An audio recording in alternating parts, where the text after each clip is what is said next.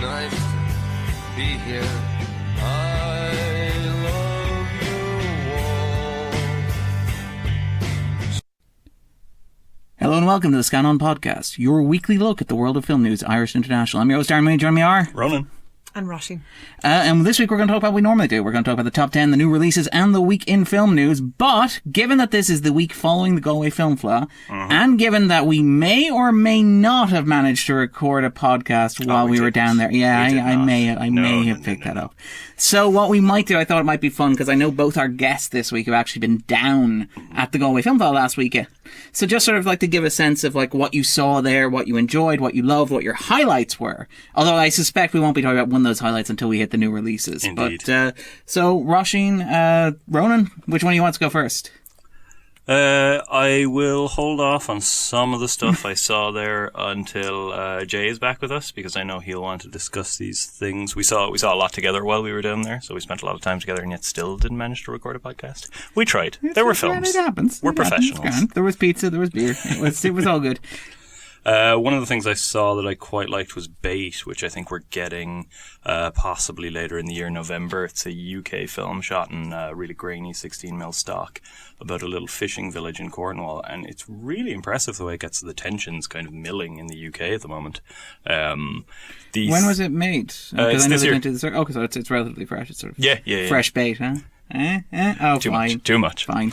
It is concerned with a fisherman and the sort of richer people who are spending just a couple of weeks in Cornwall. The tensions between them, these sort of blow-ins, and the people who actually have to live in the land year-round. It's got some really, really sharp dialogue around that kind of stuff. The tone is a bit bewildering at times. It goes off and veers in strange ways. The comedy doesn't entirely fit with the sort of grainy black and white art house vibe it's going for, but I was generally pretty impressed with it.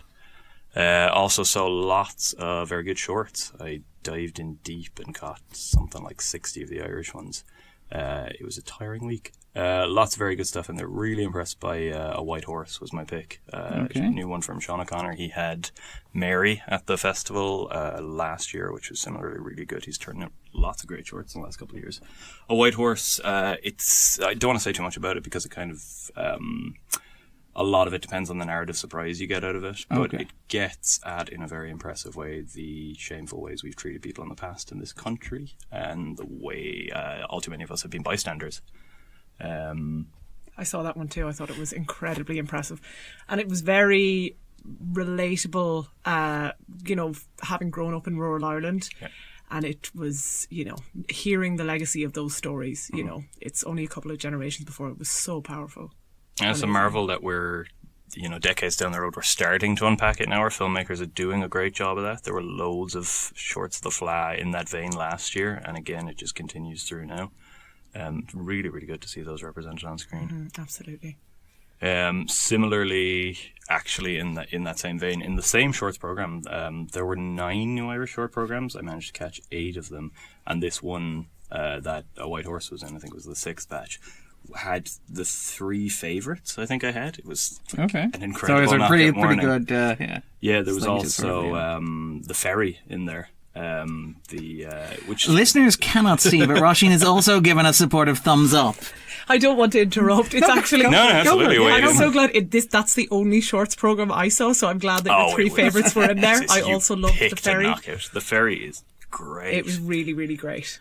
And it's got this amazing kind of mastery of tone that it's dealing with such dark subjects in our past with like great content. The house was, tearing with laughter. Absolutely, yeah. The filmmaker Niall McKay, he's the director of Irish Screen America. So this is one of the first films I've seen of his. Yeah, likewise. It's my first scene of them. I'm so impressed. I read the script a couple of years ago and I really, really liked it, and I'm so glad to see they worked so hard on that film, and I just thought it was fantastic, and the 3 female leads were just wonderful. They're really, really incredible. The dynamic is it's not an explicit comedy in many ways, but by far I think for me possibly the funniest funniest short film of the festival. And what was your 3rd favourite from that programme? Aftermath was one I saw. that I liked very much. I can't remember the other director, but Grace Dias was one of the co-directors. Yeah. Oh, she's great. Yeah. It's really, really good, this one as well. It's amazing to see possibly the three best all, not back to back, but all in the same programme. That was a great programme of shorts. It really was. Yeah. And the flow between them, the kind of exchange of tones. So you really didn't get the short shrift then, no? Darren does this. I do this. It's the only thing I can contribute. I wasn't actually in Galway. You contribute loads. There were. I'll be doing a full piece for Scannain, and all the shorts I saw there, my mind is teeming with them. There were an awful lot, but there were lots and lots of great things to pick out that I'll be going through in that piece.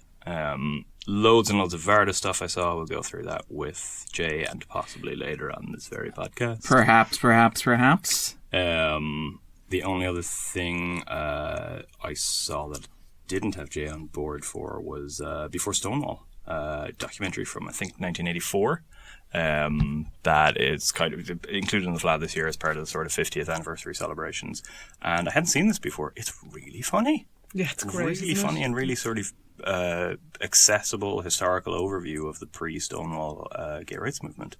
I've been listening for the last couple of years to Making Gay History, the podcast, and this has a lot of overlap with all those people, so it's kind of great to see everything in one overarching narrative under 90 minutes. I think it's a great summation. If you don't have any knowledge of the period, or even if you do, it ties it up very well. Highly recommend that one, and it should be more accessible this year, I think, because of the sort of 50th anniversary. Absolutely, yeah, it's a great documentary. Cool. And Roisin, what were your highlights? Apart from the ones we've discussed, I know that Ronan has very greedily hoarded the three best shorts of the Galway Film Fleadh. We didn't discuss our highlights in advance. I actually feel terrible about this because I had wanted to settle into a week of Varda, going down to the Fleadh, but I have to be honest and say that I spent most of my time there in meetings, which is just... What was your favourite meeting? And were there three arranged back to back? What was the best slate? So many incredible meetings. I did catch that shorts programme and I was so impressed with, I thought they were all fantastic shorts, and I really thought they were really brilliant. The only other thing I caught was Animals, the new Sophie Hyde film, which screened on Saturday night, and it was just the perfect Saturday night film. Good. I loved it, but I am completely the demographic for this film, about women living in Dublin in their early 30s who haven't quite figured out life and love going on the set. And I really enjoyed it. It was very playful, and it was a nice Saturday night watch. I don't know if you caught that one, did you? No, I didn't manage to catch that one. There was a pretty good buzz around the Fleadh. Yeah, and Sophie Hyde's previous film, actually 52 Tuesdays, closed gaze. Oh, yes, yeah. I think it was 6 years ago because it was the year before I started working at the festival. So it was great to see her work screening again back in Ireland. Nice. All right, then. I think that sort of wraps it up then in terms of stuff we watched this week. Let's move on to the week in film news. So the big news of the week, actually, and the reason why this may be a slightly abridged podcast compared to some of our more lengthier digressions, the Dublin Feminist Film Festival 2019 is launching its programme this evening, celebrating the work, and particularly celebrating the work of Irish film directors. It'll be running from Thursday 22nd to Saturday 24th of August, and it's hoping to take a look at some of the best, Ireland's best female talent, including Kirsten Sheridan, Aoife McArdle, Una Kearney, Louise Bagnall, and Claire Dix, which is pretty impressive lineup. It's the 6th year of the festival as well. And their sort of program, which will be available online, but just in terms of some highlights there, they're screening like Disco Pigs. They're screening the We Are Moving, The Memories of Miss Moriarty, directed by Claire Dix, which is an intimate portrayal of Joan Denise Moriarty, which covers from the 1940s until her death in 1992. She fought to bring ballet to all corners of Ireland. Kissing Candice from the Dublin Film Festival a couple of years back will be screening as well on the Friday evening. And yes, it's a wonderful programme as well. There's a launch taking place this evening, which we're very excited we'll kind of get the full details, but really nice to see from the kind of excerpts we got released so far, that sort of retrospective focus, because I think as great it is to highlight the work of Irish women working in film now, there's a sort of rich history that hasn't got its fair due that it's great to bring forward. So I'm really looking forward to see the full slate. Yeah. And in terms of other news, actually, we invited Roisín on to talk a little bit about the Gays Film Festival, actually, which is coming up as well later. It's only a couple of weeks away. Yes, opening night is this day, 2 weeks. No pressure. Yes, no pressure at all. Yeah, we've talked a bit about this on the podcast before. I think Ronan went to the launch a couple of weeks ago and described it as one of the best festival launches that he has ever been at. So no pressure to follow there. That means so much to you. Thank you so much. It's all in that little booklet there. No, I genuinely mean every word of it, that this programme lineup is spectacular, and I found it incredibly difficult, and damn you, making me have to pick between these things. Thank you very much. So, Roisín, if you want to talk a little bit about the festival, or even just point out some highlights for listeners, things that you'd like to draw attention to, or anything. Okay, well, just to begin, I like, it really does mean a lot to me that you would say that about the programme. It's going to be my final one. This will be my 5th year programming the festival, so next year I'm going to step aside and give someone else a shot. But I really want to thank Sean Mcgovern, who is the assistant programmer at the festival this year. This is the first year since I've been working with Gays that we've had an assistant programmer, and I think his voice really shines through in the programme, and he was so incredibly helpful and such an asset to me and more widely to the festival. And it makes such a huge difference to be able to bounce ideas off someone and to be able to speak so candidly about film, and actually with someone who's as passionate about it as you are. So got to give him a little plug before I start talking about the programme. But there's a lot in there. I think, we have we've a lot of shorts programs in there, and as always, the Irish shorts program is probably my highlight of the festival, because every year I do get the butterflies that will there be enough. Like, we all know that there are so many incredible Irish filmmakers out there, but every year I still do think, will there be enough LGBT queer short content to fill a program? And every year there has been, so I don't know why I worry about it, but this year there's another amazing crop of short film in there. And what I'm really delighted about is half of the programme is Northern Irish film, which really means a lot to me personally, and I think it's very important for the festival as well. Last year we held a discussion, an activist discussion called The North is Next, which was about how activists in the Republic and Northern Ireland can work together to help to achieve marriage equality and abortion rights in Northern Ireland. And phenomenal news recently on that front as well. Exactly. We're screening a short film called Equal in the Irish Shorts programme, which is about the fight for marriage equality in Northern Ireland. So that'll be closing out our programme.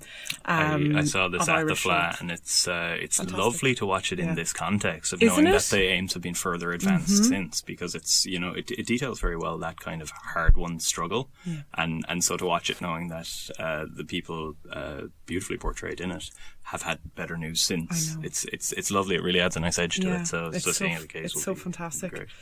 We have another couple of films funded by Northern Ireland Screen, actually, in the programme, called Mcgovern, which is kind of a fairy tale about mermaids, which is quite interesting, and Becoming Cherry, which is about a really interesting drag performer called Cherry in Belfast, who it's about them living with HIV in Northern Ireland. And obviously, there's a great selection of films from the Republic as well, including Boardwalk from Finian Robbins, Boy Saint from Tom Spears. Boy Saint, I've been beating the drum of on this Boy podcast Saint is incredible. Ever. It's spectacular. And it's possibly the best Irish film of any length made for some time. Oh, absolutely. And it's screened at a lot of festivals, and we're so delighted to be able to screen it again at Gays.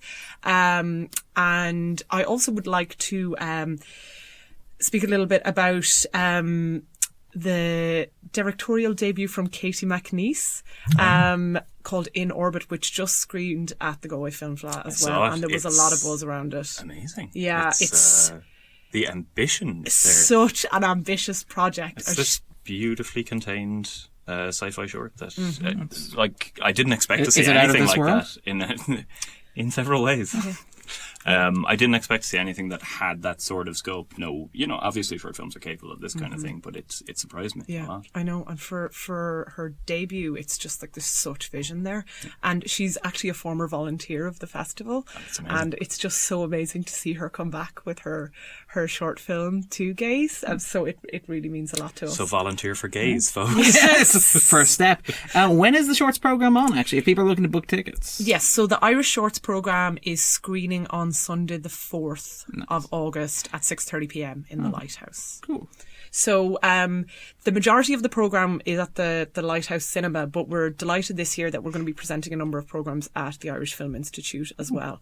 So for quite a number of years now, the entire programme has been in the Lighthouse, so I think it's important to tell people that there are some offerings in the Irish Film Institute as well, including we're doing a youth screening with Belong To of Handsome Devil with John Butler in attendance, which we're thrilled I actually about. really liked Handsome Devil. Yes, it's a wonderfully charming movie, isn't it? So charming, so feel good. It's just wonderful.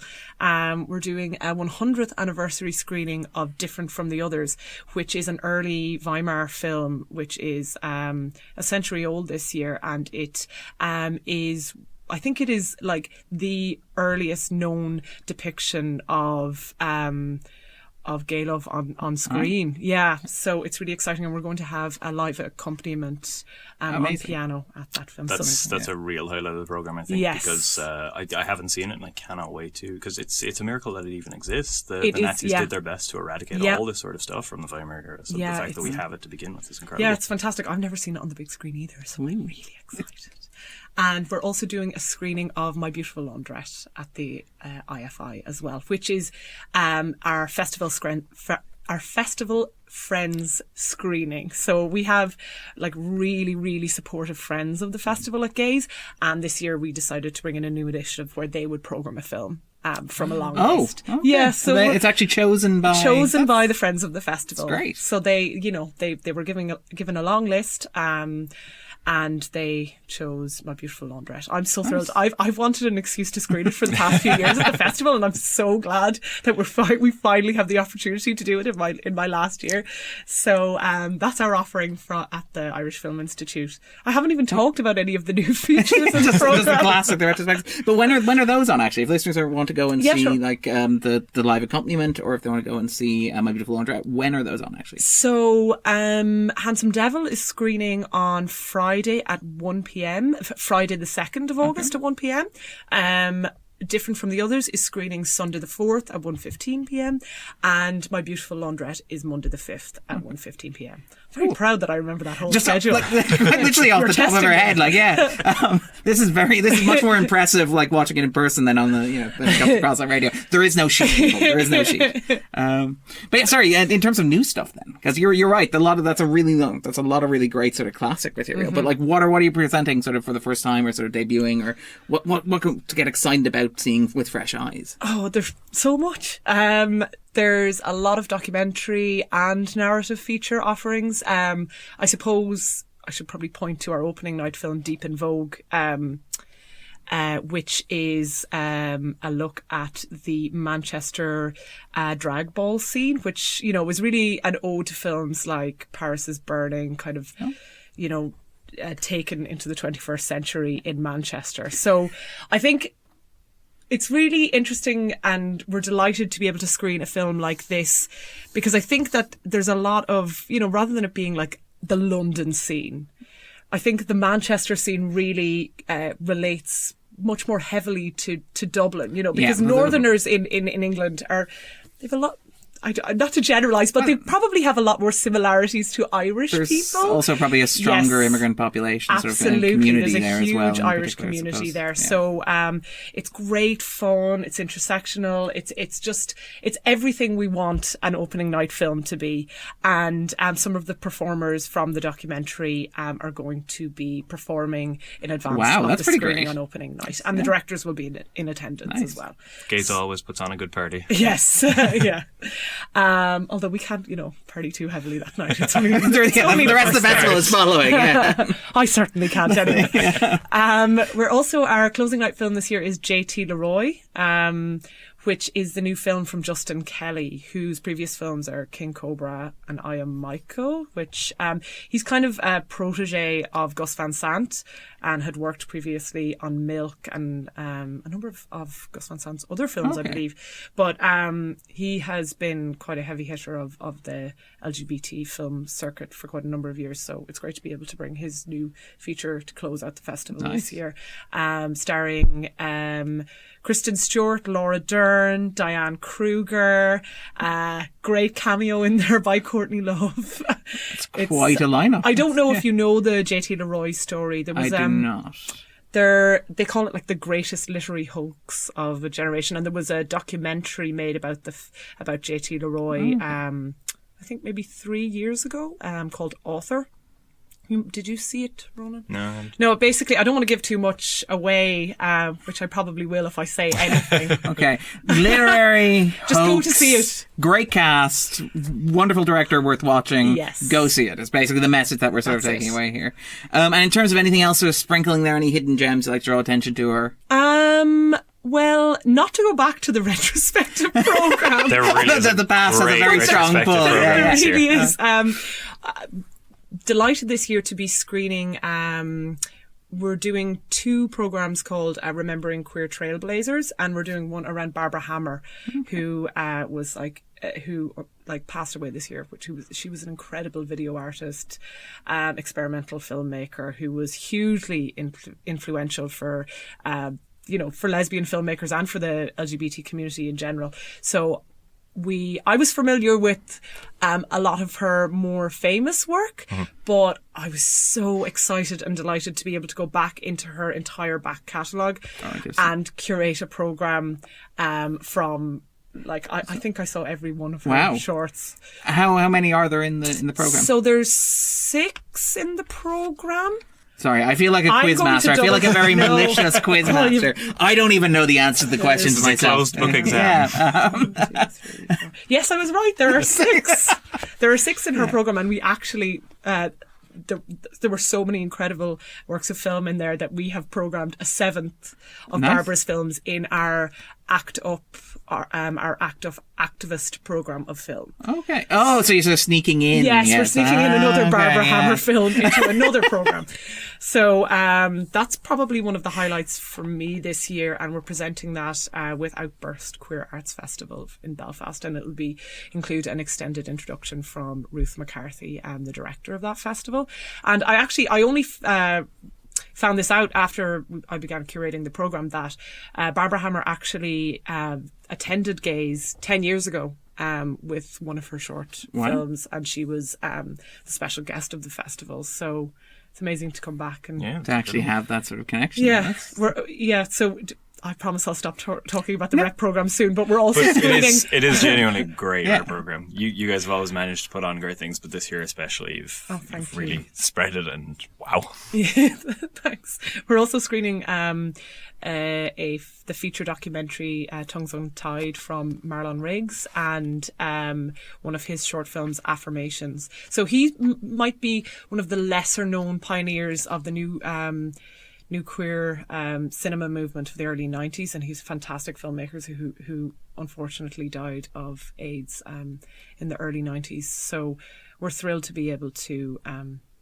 showcase his work. And then the final retrospective screening we have is of Derek Jarman's first film, Sebastian, which we're screening this year for a very special reason. Okay. It is the 25th anniversary of his death this year, but it's the 40th anniversary of the Hirschfeld Centre in Temple Bar, which was which was the first LGBT resource centre in Ireland, and I think it must have been one of the first in the world. Yeah. And I did not know this. I don't know, you might have known this, Ronan, but there was a cinema in the attic, which was one of the first, called the Hirschfeld Biograph, which, it is bound to have been one of the first art house cinemas in Ireland.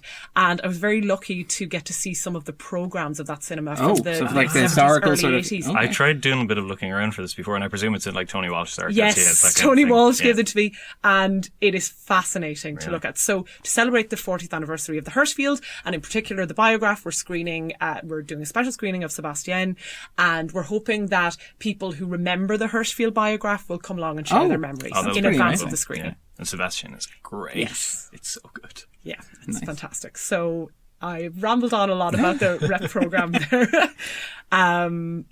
Do you want to hear a bit more about the features? Go on. The new features. Any features. We've a lot of world cinema. Well, we've a lot of world cinema every year, but this year I'm particularly excited about The Ground Beneath My Feet, which is an Austrian film which screened at the Berlinale this year. Consequences, which is a fantastic film from Slovenia. I have to admit I've not seen a lot of films from Slovenia.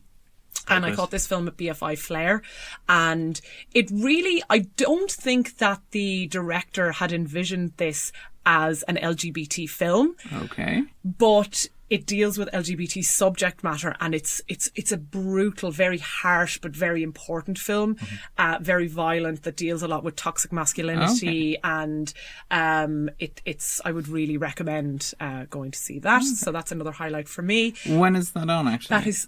Actually, it's screening against the Irish Shorts programme, so... Make your choices. It's a cruel programme. It's the culling, yeah. It's a cruel summer. Anyway, sorry. We also had the new documentary called Herganda from PJ Raval, whose previous feature documentary, Before You Know It, screened at Gaze 4 years ago. So it's always fantastic to be able to screen the work of alumni filmmaker and have bring their work back to the festival every few years. So I'm very excited about that.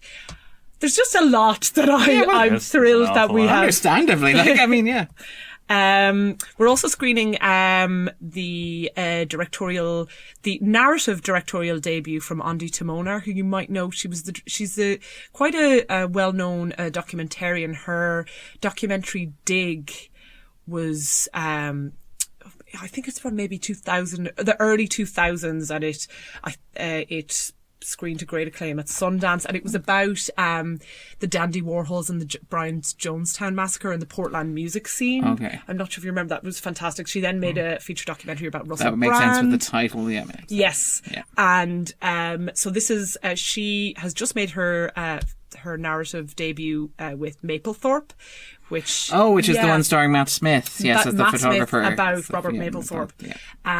So that is our Saturday night offering at either 8:15 or 8:30 p.m. Oh, it's variable, isn't it? Yes. I go can't remember to be sure. Yes, I'm going to... Or go to Gaze. This is the atmosphere. Yes, this is the first one that I have to check the time of, 8:30 p.m. on Saturday night in the Lighthouse Cinema. But if you were there at 8:15, you get a good seat and you get to soak in the atmosphere. What I'd really recommend is go to see Mapplethorpe and then go to see our late night offering on Saturday night, which is Knife and Heart, which is amazing. It's a really campy, gory slasher flick set in 1970s Paris, in like a gay porn studio, starring Vanessa Paradis. Oh, that's all I'll say about it. I think that's a sell there. I think that's the sell there. Yeah. Yeah. So very much looking forward to that one, and I think it's the perfect Saturday night film. Double bill. Yes. Perfect. And they're both on in the Lighthouse? Both on in the Lighthouse. Yes. Okay. So the majority of the programme is in the Lighthouse Cinema, with the three the offerings. Friend screening as well. Yes. Yeah. So the three offerings I mentioned earlier, Handsome Devil, different from the others, and My Beautiful Laundrette, are screening in the Irish Film Institute. Perfect. The only programme highlight that I would that we haven't already mentioned, that I would particularly screech about to listeners, and regular listeners may remember this, Jonathan Gassi Saved My Life, the Israeli documentary about that was at DIF this year. Yes, it was. I think I had seen 6 films that day, and I was like, I really want to go see this? But Saturday night. Yes, I'll go I believe along that was late Saturday night. Yes. You had a much... No, you'd have... Adored it. Absolutely adored it. It's a tremendous film. It really I is. would really, really hugely recommend this one. That was the one where I believe you were telling stories about trying to Skype him from the Lighthouse. Yeah, the director was there and tried to Skype Jonathan Agassi, but couldn't get signal in the basement of the Lighthouse. Because the stairs are so deep, yeah. I hadn't realised that. Because he said that Jonathan Agassi was so thrilled to think that people would go on a Saturday night and go see his film, which is just really touching. It's such a tender portrait of kind of aspects of self-destruction that happen to queer people and the sort of social pressures put upon them. It really, really got to me in a great way, and it's one of my key picks of this program. Thank you. But there are plenty more I still have to see, and I'm really looking forward to the weekend. So this is all kicking off 2 weeks from today, which is the August Thursday Bank Holiday weekend. Yeah, which is a great way to watch as well. All right then, and you can find details obviously online at gaze.ie. That's it. GAZE.ie. Perfect. All right, so in terms of other news, we're going to cover very quickly. The Irish independent horror The Perished is premiering at FrightFest in London this August, which is written and directed by Paddy Murphy and produced by Brian Fahey and Vaughan Gill. It's a dark social horror dealing with the reality of Irish women who have travelled the UK for abortions for generations and come home to face sort of shame and stigma. So it seems like it's going to be a very interesting film, and it certainly seems like an interesting angle. It's kind of nice to see that level of sort of Irish kind of gritty horror sort of going international as well. In August, George R.R. Martin will be visiting the IFI for a special screening of Forbidden Planet on 35mm on August 17th. It's happening as part of the Dublin WorldCon as well. So the Hugo Awards and stuff like that will be given out as well. So that's also worth checking out. Anyway, so let's move on to talk about the top 10, everybody's favourite part of the... I have seen all 10 of these. No, I have not. I'm very excited about this. You know, I'm kind of... Yeah, I haven't because we missed last week. Because we missed last week, absolutely, it's all up for grabs. I mean, right. I have no idea what is on this list. In fact, as I'm desperately trying to load it in front of me and stalling frantically for time. At number 10, it's Luc Besson's Anna, which I'm quite surprised to have entered the charts at all. But yeah, this is the one starring Helen Mirren, Luke Evans, Cillian Murphy, and Sacha Luss, having earned a grand total of €20,000 at the box office. I have heard nothing about this film, perhaps understandably. I am fine with hearing nothing about Luc Besson. At number 9, with a running total of €1.7 million at the Irish box office to date, Dexter Fletcher's Rocketman, which hasn't quite done Bohemian Rhapsody numbers. I'm not sure if it'll place at the top of the charts when we do our end of year top 10, financially speaking, particularly with the year that's been with like Avengers Endgame and stuff like that, but still quite an impressive haul. Yeah, and it seems from pretty much all quarters to be getting reasonable reviews. It's not attracted the ire of Bohemian Rhapsody. Yeah, it's better than Bohemian Rhapsody, which it's you know, but you take the blessings where you can find them. At number 8, not quite attracting the same level of sort of affection from certain critical quarters. And I have to admit, I'm a little bit surprised you haven't seen this yet. It's The Queen's Corgi. Does that surprise you? It's a dog. It's adorable. I told you, I was really disappointed. You were away on holidays. One dog movie a year is what I can manage. That's your quota. God, we got a good one this year. We did get a good one. This one doesn't have Dennis Quaid, or at least I believe it doesn't have Dennis Quaid, hitching up his pants and saying, "There's a lot you don't know about that dog." It's going to be in my year-end top 10. Let me tell you that now. It is your year-end top 10. There's 10 screenings of it. But The Queen's Corgi, which has attracted a certain amount of critical ire from virtually everybody, which kind of makes me want to see it, if we're being entirely honest. At number 7, the superior animated dog movie option. It's The Secret Lives of Pets 2, which has earned, again, €1.7 million at the Irish box office. Dogs do big business. Yeah. I think that one deserves a pat on the head, because it stars Patton Oswalt. Oh, fine. I'll allow it. Okay. At number 6, it's not quite a whole new world, but it's Aladdin. 2.4 million at the Irish box office to date, closing on $1 billion worldwide. I think it's over $900 million worldwide. Yeah, you're going to keep seeing these movies. They had 2 of their live action things in cinemas at the same time. Yes! Well, I mean, this is the thing. This is the same cycle that you have with the comic book movies and the Avenger movies. Where, like, again, Disney, when they own Fox, will own 40% of the market, but you'll quite literally be waiting about 2 weeks. It'll be like a train. Yeah. You're waiting 2 weeks for the next release. So you have Endgame spaced ahead of Aladdin. You have Aladdin spaced ahead of, I don't remember what it was, but there was something, and then now, Toy Story 4, and then you have Toy Story 4 spaced ahead of The Lion King. It's almost like it's a bad idea for them to own everything. Almost. Who would have thought these things? Did you learn nothing from Monopoly? That gentleman with the he had a monocle. I mean, he knew what he was doing. At number 5, Midsommar. I'm going to get to this weekend. I promise. You promise. You absolutely promise. The flag got in the way of me having seen it, but I can sense enthusiasm radiating from it. I have heard good things from various people, and I might love it. I liked Hereditary.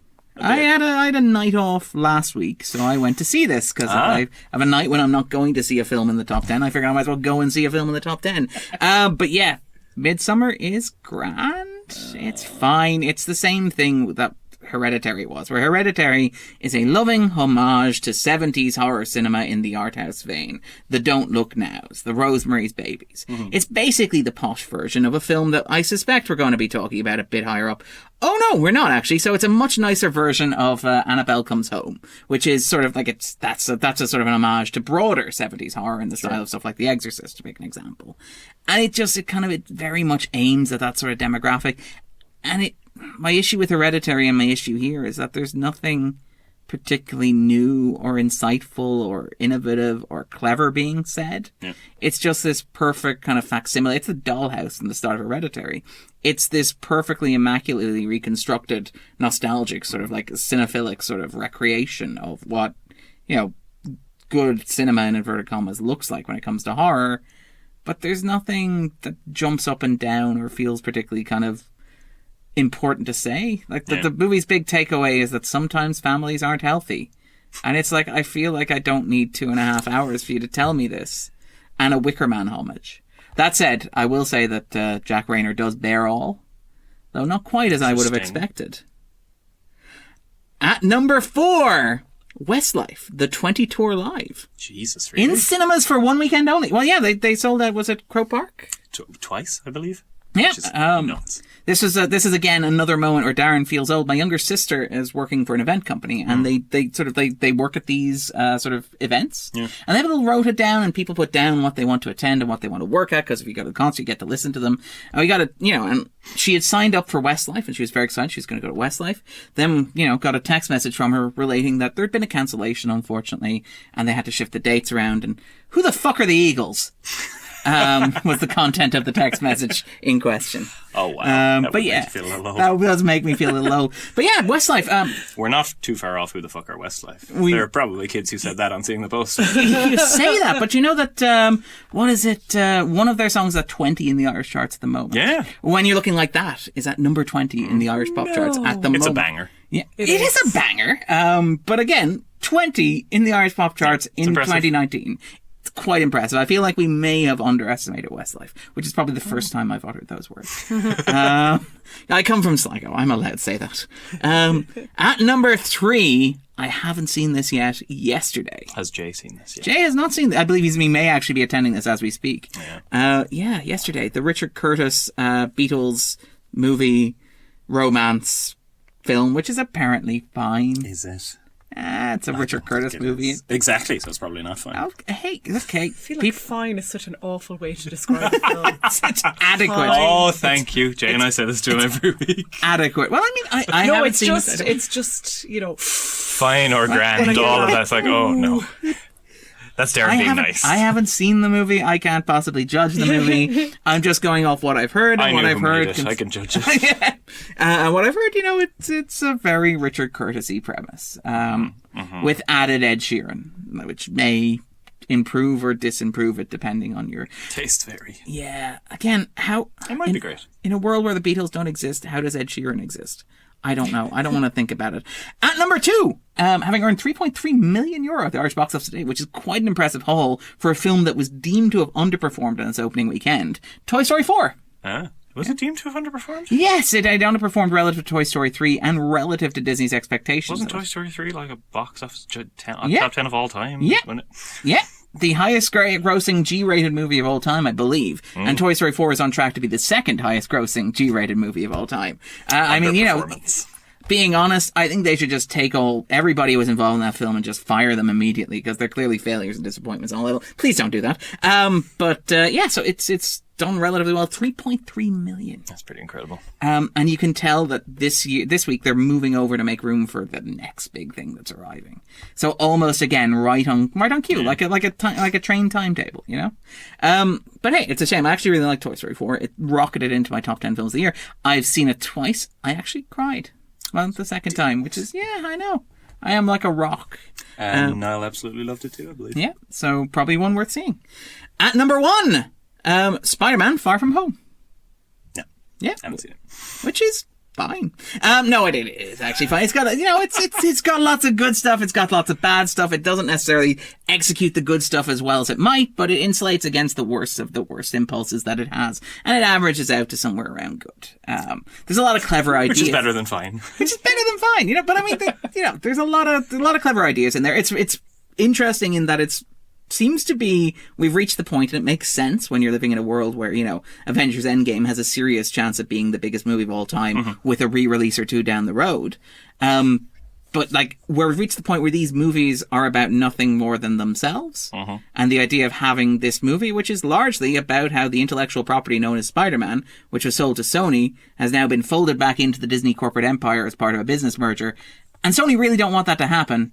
But damn it, he's remaking the Avengers because that's going to make us $1 billion worldwide, whether he wants to or not. And it's kind of weird seeing a movie that dramatizes that in a very literal sense, right to the point where the climax of the film features the supervillain in a literal green screen suit, taking notes on rewrites from a writer tucked on the corner of the set. I can't deal with this level of self-referentiality. It's too much. Gyllenhaal is fantastic and having the time of his life in there as well. And the kids are adorable as well, which kind of helps. It helps sort of sell it. It isn't, I don't know, I like the John Hughes-ness of the first one a bit, and it feels like that got a little bit lost. Anyway, so let's move on to the new releases. So what's coming out this week? And nothing much. Oh, I wonder. It's nothing at all? Nothing you're excited about? Nothing you guys have possibly seen? Nothing I'm going to see for the second time in a week. Well, it gets here. I know you're very excited about the re-release of Lion King, but let's talk about Agnès Varda first. Indeed. Yeah, her final film, Varda par Agnès, comes out in the IFI tomorrow, and I'm not sure if it's anywhere else in the country yet. Triskel will have it in a couple of weeks. I'm sure there are other kind of art house arenas around the country that will get it. Everywhere should have it, because it's fabulous. It's my third favourite film of the year so far. And as somebody who's been on a journey from the last 2 years of sort of uncovering absolutely everything of hers I can, and this might be the 30th film of hers I've seen. Nice. It is deeply... The total is 50 something. She's done 50, I think, 55 or so. It's incredibly moving to see her unpacking her own career. There were some sort of slightly sniffy reviews out of Berlin, people saying, oh, it's just a filmed presentation she gave at a university. And it's kind of structured in that sense. It's like, what would it be like to be in, you know, an audience with Agnès Varda? But it's so much more than that, because she's got this cheeky editorial style that has the ability to get an entire cinema laughing uncontrollably, and also to just knock you out. There's an astonishing cut at one point where she talks about, and it's incredible for somebody who's had such a long, impactful career, where she talks about worrying that she's not made an impact. And she suddenly cuts to her sitting in an empty cinema, and it's, in the context of her having made this knowing it would be her last film, and her having, you know, left us in the last couple of months, it just reduced me to a puddle at that moment. And there are plenty of moments like that throughout the film, and even bits where she just shows clips from her old films, and the incredible close-up stuff in Jacques de Nantes, where she's got the close-ups of Jacques Demy and all that stuff. Just the collective weight of her entire career bears down on you in this film, and it undid me. And it will undo me again this weekend. I missed Galway in large part because I was in London, but I popped into the BFI and they were very, very heavily selling this, which was quite reassuring. Really, really good to see. Lots of advertising there. But Roisin, you also saw it as well, did you? I didn't. You didn't? I haven't seen it yet. Okay. And if I wasn't planning on seeing it this weekend anyway, that review just sold me. It's really, really incredible. I can't wait to see it again. It's just like for Varda, who's become known in the last 20 years or so for being incredibly sort of canny and self-reflective about her own position in, well, outside of the canon, actually, not within a canon, because she was always excluded, absurdly. It's that condensed in the most beautiful way. I loved it so much. And we'll be talking about it plenty more next week when Jay is back. So. And when it tops the top 10, obviously. I've never sat in a cinema holding Jay's hand crying before. We didn't go that far, but it wasn't far off. Also out this week, Tell It to the Bees, which is directed by Annabelle Jankel, released by Vertigo Releasing. In 1950s small town Britain, a doctor develops a relationship with her young patient's mother, starring Anna Paquin and Holiday Granger as well. I haven't seen this. It's an adaptation of Fiona Shaw's novel as well, so that's probably worth checking out. Prisoners of the Moon gets a release this week in Ireland. Did you catch that at the film festival? I did not. I think a couple of us did. Okay, so we just happened to have missed the couple of us. I believe Jay might have seen this. I know Niall has seen this. This was screened at the Dublin International Film Festival as well. Apparently it was quite interesting. In a bad way. Quite interesting. I think that it's probably best to let the people who've seen it speak to it, in that sense. But yes, it's directed by Johnny Grogan, written by himself and Nick Snow. It's about Arthur Rudolph, a central figure in the first moon landing, who was involved in war crimes involving the death of 20,000 slave labourers during World War II. Oh my. Yes. Heavy. Yes, very, very heavy stuff. I've heard the presentation is interesting and ambitious. Those are the words that have been used to describe this. Gwen is also at this weekend. I was actually tried to get a hold of this, tried to see this beforehand. But this is a folk story set in the dark hills of Wales during the Industrial Revolution, starring Maxine Peakes, Eleanor Worthing Cox, Mark Lewis Jones, and Richard Harrington. So a good ghost story. I'm kind of looking forward to that if I get a chance to. And also at this week, Pavarotti, Ron Howard's Pavarotti. I feel like that's been out for weeks. No, we've been talking about it for weeks. It's been looming large. No, they had a special screening last weekend on the 13th, which I'm sure that if you hadn't have been at the film festival, you would have been rushing out to see. I would run into Ron Howard's arms anytime. And just sort of embrace the big cuddly horny Santa Claus that is Luciano Pavarotti. Santa Claus, what are you doing to me? It's an interesting film. It's an interesting documentary. It's very much a Ron Howard documentary in that it serves in large part as an ode to technical competence. It is primarily... No, I'm being serious here. Like, again, with Howard gets... And particularly on this podcast, Howard gets a bit of a bum rap. Well, that was a bit of a bum rap for him. No, it's a low-key takedown. There's a lot to be technical competence. There's a lot to be said for technical competence. When we live in this day and age, we watch, having ambled through the top 10, I would love technical competence in a lot of cases. But Howard is, again, he has this reputation as a very journeyman director, but a guy who gets a script, delivers exactly what the script promises and doesn't get in his own way while doing it in a way that is reliable, and has turned him into the 7th highest grossing director in US box office history, which is quite an accomplishment. God, you would never guess that. Right above Christopher Nolan, right below Robert Zemeckis, which is quite an impressive haul. And again, he's worked steadily and consistently through that. And when Ron Howard, the anti-auteur is the question. Can you determine or put together like a cohesive singular theory of who Ron Howard is? Or does he just disappear into what he does? And I would argue the closest you can probably get, and this doesn't encompass things like Splash, unfortunately, but is this idea that Howard has, that he keeps coming back to, of what it's like to actually do a job. Howard is very interested in people who do their jobs relatively well, to a degree of competence and skill. And you can see that, for example, in like Frost Nixon, which largely hinges on, is David Frost ever going to actually do his job? Or Rush, where it's like, well, hey, you've got this like super hot, sexy jock, but we've also got this antisocial German guy who like measures the distance between his wheels. And which of these two is Ron Howard most interested in? I'll give you a hint. It's not the jock. But also even things like Apollo 13, which is a movie that's largely dedicated to watching extremely competent people being extremely competent in a high tension scenario. And don't forget the Grinch. Which is, again, he's very efficient about what he does. I mean, he gets in, he gets out, he's got all the presents. I mean, this is a unified theory of Ron Howard I'm pitching here, ladies and gentlemen. It's working for me. But yeah, and there's a sense in which Luciano Pavarotti exists within that context, where Howard is much more interested. And again, there's a really nerdy, affectionate aspect in there about, like, the question of how he sings his notes, how he hits the notes, how difficult it was for him to hit the notes. There's a lot of Placido Domingo talking about the voice as a woman that you must romance, and how you have to be tender and sweet. And there's also like people like his tour manager talking about how difficult it was to logistically move his suitcases around so that all of the equipment was where he needed it when he needed it, and things like that. And all that stuff is very, very fascinating. There's even like Bono talking about how Pavarotti would like enlist him to sing at his charity singles through emotional arm wrestling, is how Bono described it, where Pavarotti would like ring up Bono and say, have you started working on that single that you promised you'd work on, that you promised you'd think about? And Bono's like, actually, I'm in the studio now. It's a very bad time, Luciano. He's like, oh, don't worry, I'm already on the way. Bono is in Dublin, by the way, when this is happening. Pavarotti arrives in a bus with a load of cameras filming him as well to greet Bono downstairs and say, this is Bono. He's working on a new charity single to raise money for the children of Sarajevo. And Bono's like, yes, I am. Bono, and he talks, and you could actually watch the interview footage with Bono, and it's fantastic. It's like, Bono's like, and so it's a new single we're working on, and we're hoping to, and then there's a pause and a glance sideways at Pavarotti, who's sitting beside him, and a moment to recollect his thoughts, like, we will be premiering it at the Pavarotti and Friends concert in 3 months' time. Which is great. It's amazing to see. The film is very, very interested in this idea of Pavarotti as a man who got stuff done and committed to what he was doing. The only catch is It's a lot less interest in Pavarotti as a man, as a human being, and in particular in terms of sketching him out. The film tends to gloss over things like the affairs and his marriages and stuff like that, and the personal side of him, and how he, what inspired him and that sort of stuff. There's a bit of armchair psychology at the end, but it's kind of crammed in there because you can tell somebody looked at the edit and was like, we need something about actual Luciano in here. Sure. And you can tell that Howard's a lot less interested in that, and therefore that is why I described him as horny Santa Claus, which is basically the movie's big takeaway about Luciano Pavarotti as a person.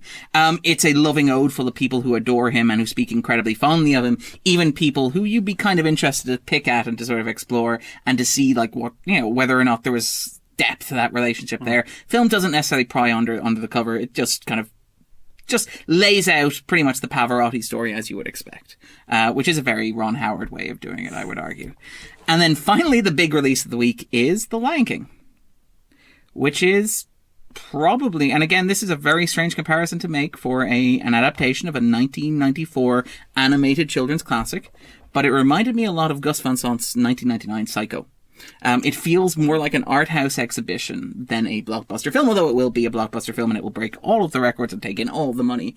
But it feels very much like a conceptual experiment, which is you take a script, you take shots, you take lines, and you recontextualize those from one type of filmmaking, in particular like Alfred Hitchcock's black and white sort of Psycho in 1960, and transpose it into another setting with like different actors, different performers, and different constraints, which is what Van Sant did in 1999 when he took Psycho and remade it with, one additional scene of Vince Vaughn masturbating and absolutely everything else perfectly identical to how it was, that time around, and leading to an uncanny, almost like mannequin-esque effect. Favreau does something similar here. This is completely animated, but it's completely photorealistically animated, which is very disconcerting, in large part because the appeal of animated figures like lions, anthropomorphized animals, is that you have the movement of the eye, the movement of the mouth, and so they take on these larger than life, like human emotional sort of personality traits and stuff like that. When you're watching a lion and again, lions are very majestic, adorable animals, but when you look into their cold, beady eyes, you don't quite get the same level of expression going on there. And you also means that they don't have the same range of movements. Famously, stuff like Be Prepared has been completely changed. So it's no longer the Leni Riefenstahl-esque Triumph of the Will tribute act that it was in 1994, and instead consists of a lion jumping from one rock to another, because that's the most you can accomplish with a photorealistic animal. And it sort of has that level of modest charm going in there as well. Interestingly enough, it and again, you can really tell this with... And we talked about this when we talked about Aladdin, and when we talked about Beauty and the Beast the year before. One of the things that you can really examine these movies through is the additional 40 minutes that they add. Because they're contractually obliged to add 40 minutes because real movies are 2 hours long and these animated films are 80 minutes long. So you add the 40 minutes in and then you have a real movie in inverted commas. And what the writers, directors and producers look at these animated films and deem to be missing and what they add to them. And with Beauty and the Beast, you saw them look at it and Beauty and the Beast and Aladdin I've been relatively harsh on. I think that they're not the worst things in the world, but I also think that there are some serious errors in judgment there. Most of all, the attempt to adapt so literally from one medium to another. But with Beauty and the Beast, it was like they looked at it and they looked at Belle and they were like, well, where's her mother? So they added this whole subplot about Belle traveling through time to meet her mother in old Paris, or to visit her mother's sort of like the scene of her mother's death in Paris. I'm never sure if you're making these things up. No, this exactly happened. It's a very strange choice, but it's there, and it adds an extra 40 minutes of plot to the movie. Similarly, with Aladdin, and Aladdin makes a much better choice, to be fair. Aladdin looks at the animated film and determines what we have massively underdeveloped characters. Jasmine doesn't have a character arc, to pick an example, the animated Aladdin. Jafar has no sense of motivation or character. So the 40 minutes the film adds are designed to bulk those characters up. Jasmine in particular gets an I Want song. To give her sort of motivation, stuff like that. It doesn't work, because the 80 minutes that the original runtime were so perfect and so tight that you can't just inject plot into the empty spaces between scenes and hope that it fits together. But you can see at least what they're going for. The issue with The Lion King, is that what they seem to be doing, and this is again, like Psycho, an amazing art house experiment, a not entirely satisfying cinematic experience. What they try to do is to add 40 minutes to the movie that you loved as a kid, that is made almost shot for shot, but without you realizing where those 40 minutes are. They don't add plot or character. What they do instead is they add lots of scenes of characters walking between scenes that you know from the animated film. So, for example, to pick one easy example, like there's a scene in the animated film where Simba wakes up Mufasa, and it's like, before 8 a.m. he's your son, and then they go to the top Pride Rock, and he's like, everything the light touches, Simba, is your kingdom. That iconic sequence, right? In the animated film, that takes a total of, between those two lines is about 30 seconds. In this, it's about 2 minutes, because you get a sequence of Mufasa walking through the Pride Lands and climbing up on top of Pride Rock in order to do that. Sounds like we've decided to start taking inspiration from Gus Van Sant's Jerry now as well. Similarly, the original Lion King includes 2 lines of The Lion Sleeps Tonight as a sly joke, and also because the rights were a nightmare. Guess what the new version of The Lion King does? It expands it into a full-blown musical number featuring Chance the Rapper with the same opening and end beat as well. I'm so glad you go to these things and I don't have to. But yeah, so no, it's incredibly frustrating. I mean, again, people will like it. And there's nothing wrong with people liking it. It's very nostalgic. It'll scratch that itch. But I mean, I can't see a situation where I would want to watch this and not just watch the 1994 original instead, which I have rewatched recently and still holds up. But anyway, so that about wraps it up, I think. We'll be back next week. But if people are looking for a bit more Roisín, a bit more Ronan in their lives, where can they find you guys? On Twitter at Baron Ronan, and stay tuned to Scannain for Fleadh pieces, and in a couple of weeks, Gaze pieces. You'll be Fleadh out on it. I will indeed. I am on Twitter at Roisín Geraghty, Roisín Geraghty. I have to admit I don't use Twitter enough, but I intend on getting better. That's one way to do it, pressure. And if people are looking for Gaze as well, it's gaze.ie, and it's also on Twitter as well, is it? Gaze is also on Twitter, Gaze Film Fest, and you'll find us on Facebook also. Perfect. You can follow me at Darren_Mooney. I host another podcast called The 250, where this week I will be discussing The Lion King, of all things, the 1994 Disney original, with the great Phil Bagnall and Graham. Graham Day will be joining us as well. So it's quite an eclectic mix. There may or may not be singing involved. We may or may not have cleared the rights for The Lion Sleeps Tonight. You'll have to listen and find out. Take it easy, guys. Bye. Bye.